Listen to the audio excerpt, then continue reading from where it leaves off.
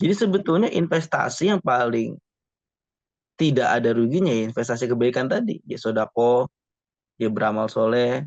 Nah, persoalannya adalah kalau misalkan hal-hal seperti ini kita sudah selalu distandarisasi dengan urusan materi dan dunia, ya pasti akan tidak ketemu. Kita akan dianggapnya, wah ini menolak dunia dan lain sebagainya. Padahal sebetulnya pengertian zuhud itu laisa tarkud dunya bal qalbuhu la yata'allaq bi umur dunya. Pengertian zuhud itu bukan semata-mata meninggalkan dunia, tetapi bagaimana caranya hatinya tidak terikat dengan dunia. Nah, itu yang pertama ya, bagaimana cara Al-Quran memberikan satu arahan kepada kita agar hati kita mempunyai kemandirian dan diri kita mempunyai daya resistensi yang tinggi terhadap berbagai macam dorongan-dorongan ekspektasi yang ada.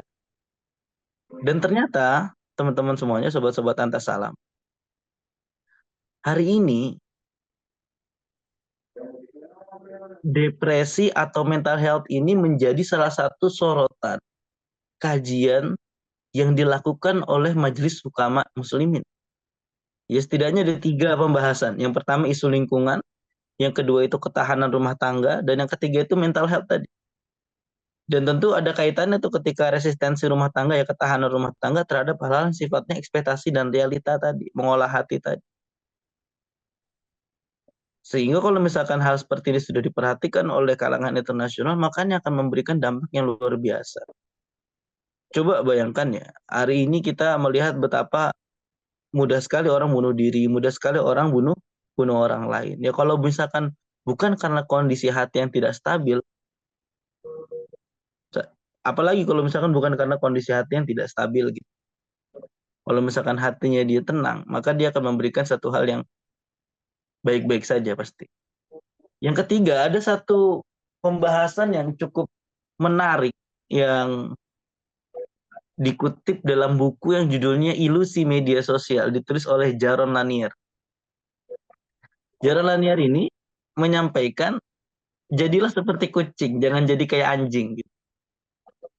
Ah, ini mungkin kalau lagi acara offline seru ya kita sampaikan hal seperti ini. Jangan jadi jadilah seperti kucing, jangan jadi kayak anjing.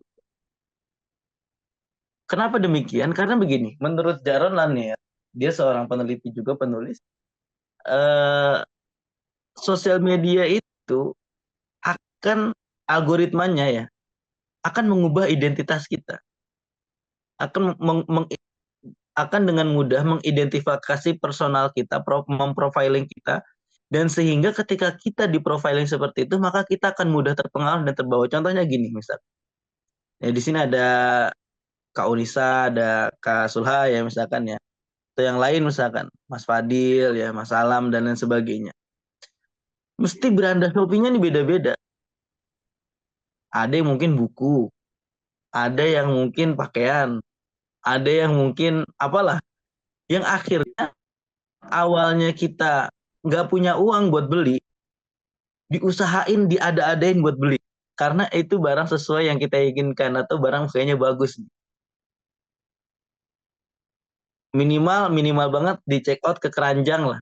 Meskipun keranjangnya sampai plus 99 belum ada yang dibayar gitu kan gitu ya. Tapi itu nyatanya membuat algoritma sosial media atau berbagai macam e-commerce itu berhasil untuk mempengaruhi kondisi psikologis penggunanya. Nah, selanjutnya di sosial media juga seperti itu di TikTok. Katakanlah misalkan ada materi atau VT yang bilang cowok ideal tuh gini, cewek ideal tuh begini, hidup bagus tuh begini, hidup gak bagus tuh gini. Akhirnya mindset kita diatur betul. Kayak sekarang misalkan macam-macam lah. Apalagi terkait hubungan rumah tangga itu sekarang hampir semua sudah tidak ada hijabnya. Gitu. Apa bagus ya? Misal, saya pikir apa keren ya kayak gitu. Kayaknya nggak juga gitu karena ada sisi membuka aib dan lain sebagainya. Dan nyatanya itulah yang terjadi gitu. Karena hal yang buruk ini dilakukan secara berkoloni, secara berjamaah gitu ya. Seolah-olah menjadi sebuah afirmasi kebenaran. Padahal ini nggak begitu cara kerjanya. Nah inilah salah satu dampak daripada kita tidak mengelola hati dengan baik. Lalu terpacu betul dengan yang namanya ekspektasi tadi. Ya saya rasa itu sebagai pengantar ya kurang lebih 20 menit yang saya sampaikan tadi. Jadi nanti secara pengertian tafsirnya, secara pengertian ke-Al-Qur'anan dan hadisnya akan disampaikan oleh Pak Dr. Ubed, dan nanti selebihnya dari sisi psikologi akan disampaikan oleh Mas Wajidi Azim. Sepertinya juga beliau belum masuk ya, atau sudah masuk. Itu. Saya kira sebagai pengantar itu, dan teman-teman yang di sini jangan, kalau misalkan memang dirasa sudah ada tekanan yang terlalu berat ya, jangan takut ke psikolog ya. Kita ini kadang-kadang kalau sudah ada tekanan yang berat pengen ke psikolog takut dikira orang gila, itu ya nggak begitu. Jadi jangan sampai seperti itu. Karena ngeri juga nih kasus-kasus belakangan ini lumayan ngeri-ngeri. Jadi kita mesti punya self awareness, atau salah satu ayat Quran ya, wa nunazzilu minal qur'ani ma huwa syifaa'u wa rahmatul lil mu'minin.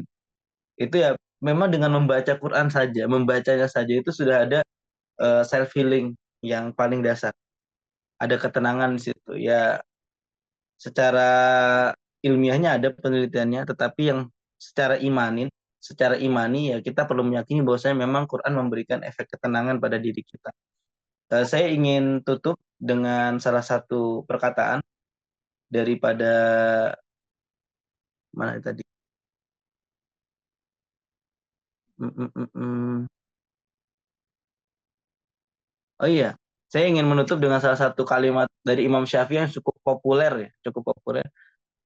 Man lam yaduk murrat ta'allumi sa'atan falyaduk dulal jahli tula hayati. Ya, siapa yang enggan merasakan pahitnya belajar, ya, meskipun hanya sesaat gitu ya, saatan, falyaduk dulal jahli tula hayati. Dia mesti merasakan perihnya kebodohan sepanjang zaman. Jadi anggaplah malam hari ini kita melakukan sebuah investasi gratis berupa ilmu pengetahuan, bermodalkan pendengaran, tetapi memberikan jangka panjang terhadap jiwa kita dan kemandirian hati kita, agar kita tumbuh sebagai pribadi dan manusia yang mampu memberikan kemanfaatan dan memberikan kesejukan bagi orang lain.